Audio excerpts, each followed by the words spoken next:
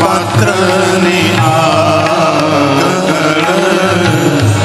વસ્તુ ન ભાવીએ પાનવા સમજીને રહીએ આપણ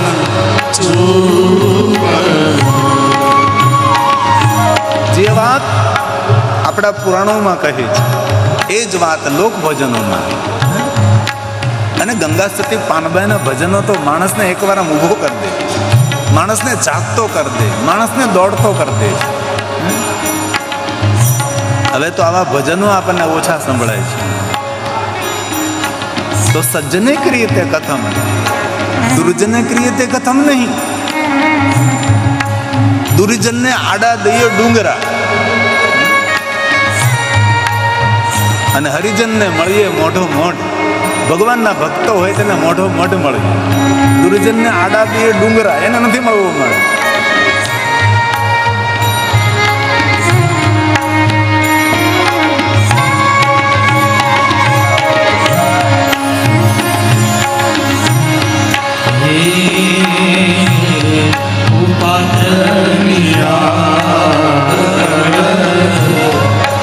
વસ્તુ નવાવીએ પાનવા સમજીને રહીએ આપણ ચૂપ.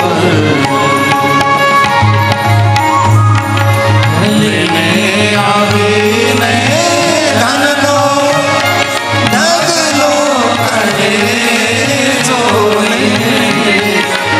લઈને આવીને ધનનો ઢગલો કરે જોને. ભલે ને હોય મોટો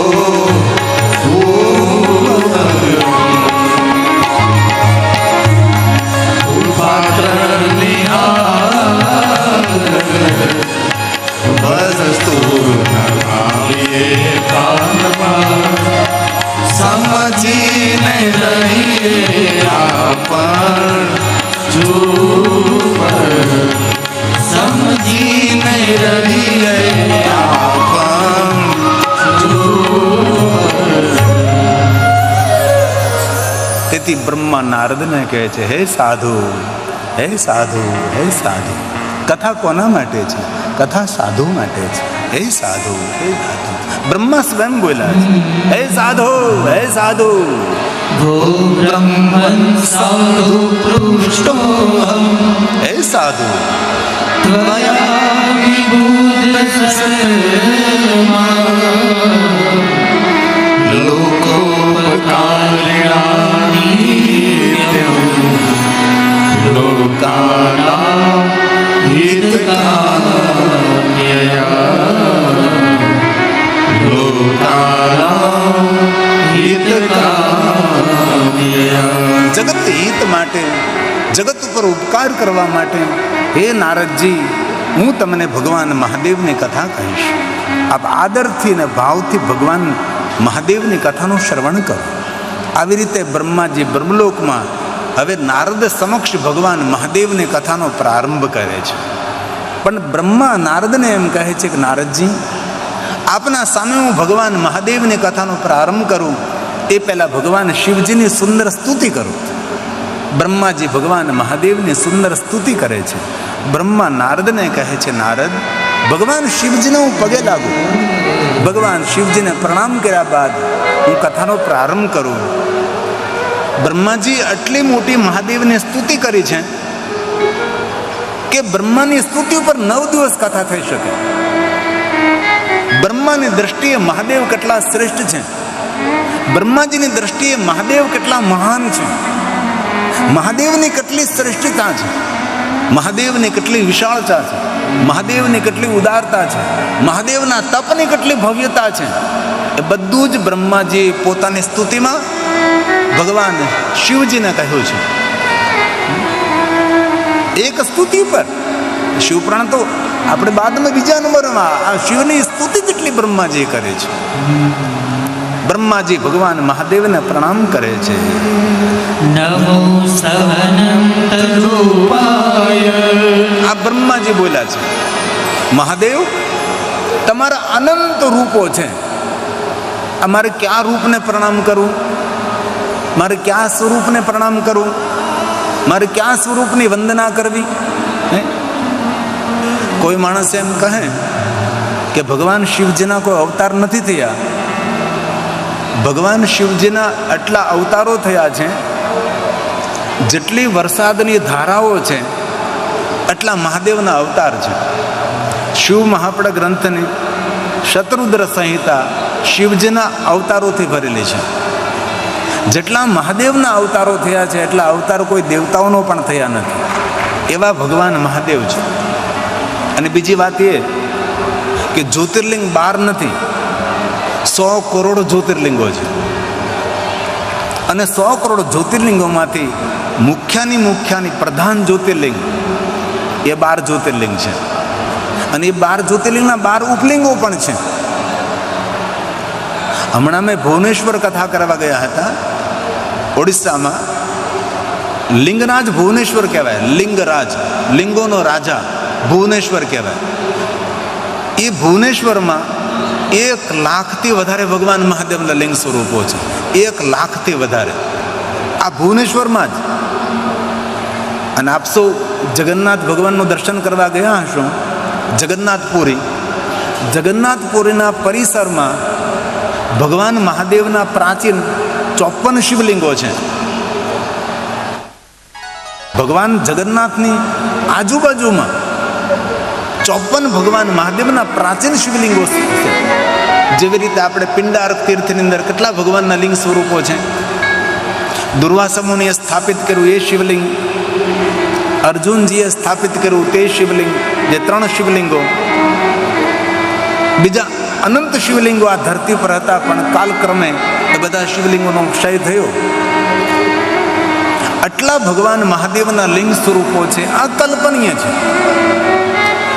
તેથી જ્યોતિર્લિંગ 12 નથી, 100 કરોડ જ્યોતિર્લિંગોનો મહિમા છે. શિવ મહાપડ ગ્રંથની એક સંહિતા છે જેને કોટિરુદ્ર સંહિતા કહેવાય. તેનું બીજું નામ લિંગાવલી છે. એમાં ભગવાન મહાદેવના અગણિત લિંગો છે. કયા જગ્યાએ કેટલા શિવલિંગો આવેલા છે તેનું બધું જ વર્ણન છે. તેથી બ્રહ્માજીએ નારદજીને કહ્યું કે નારદ, જેના અનંત સ્વરૂપો છે, કયા રૂપને, કયા સ્વરૂપને હું પ્રણામ કરું?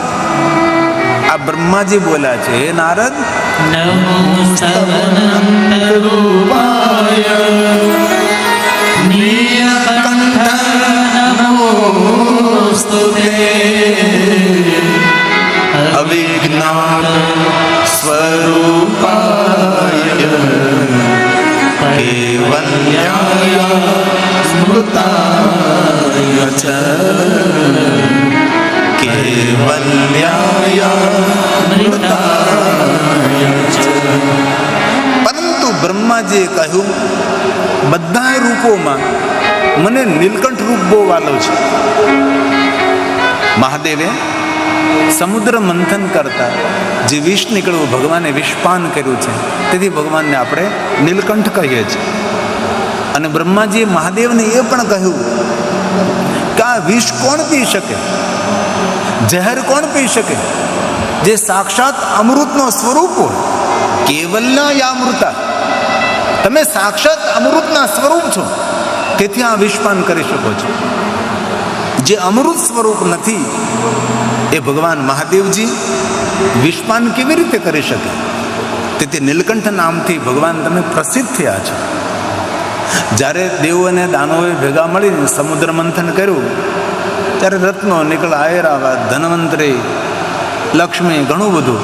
પણ કાળકોટ નામનું ઝેર જ્યારે નીકળ્યું છે ત્યારે ભગવાન શિવજીએ રક્ષા કરી છે, મહાદેવે રક્ષા કરી છે. દેવતાઓએ ભેગા મળીને ભગવાન શિવજીને વિષપાન કરાવ્યું ત્યારે પાર્વતીએ મહાદેવને ઠપકો આપ્યો હતો કે તમારે પીવાની શું જરૂર હતી, તમારે આ બધું કરવાની જરૂર શું હતી? પાર્વતીને ગમ્યું નહીં. તે મહાદેવે જે જાહેરપાન કર્યું એ પાર્વતીને ન ગમ્યું. એટલા બધા દેવતાઓ હતા, આ બધા દેવતાઓ વિષપાન ન કર્યું ને તમે શા માટે? ત્યારે ભગવાન મહાદેવજીએ પાર્વતીને બહુ સરસ જવાબ આપ્યો છે. પાર્વતી, જેટલા મારા ભક્તો છે ને એને હું વાત્સલ્ય કરું છું. પ્રેમ અને વાત્સલ્યમાં ઘણો બધો ફરક હોય છે. પ્રેમ તો કોઈ પણ માણસને કોઈ પણ વ્યક્તિ કરી શકે છે, પણ વાત્સલ્ય કોણ કરે? આપણી માં કરે. માં જેવી રીતે પોતાના બાળકને પ્રેમ કરે છે એવો પ્રેમ મારા ભક્તોને હું કરું છું. તેથી આ બધા દેવતાઓ મારા ભક્ત છે. આ જેટલા દેવતાઓ છે એ બધા દેવતાઓ મારા ભક્ત છે. તેથી મારા ભક્તોની રક્ષા માટે મેં વિશ્વાન કર્યું છે. ભગવાન સ્વયં બોલે છે, મહાદેવ બોલે છે, વિશંપિતં સ્વાર્થં હિ ભક્ત વત્સલ.